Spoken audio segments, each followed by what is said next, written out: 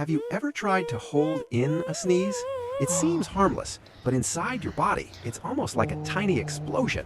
A sneeze can reach speeds over 100 miles per hour. It's your body forcefully expelling something irritating your nose. Now imagine pinching your nose and closing your mouth. That pressure doesn't disappear. It gets redirected inward. It can hit your ears, stress your eardrum, inflame your sinuses, and in rare cases, even cause throat injuries. There have been medical reports of ruptured eardrums and small throat tears from holding in sneezes.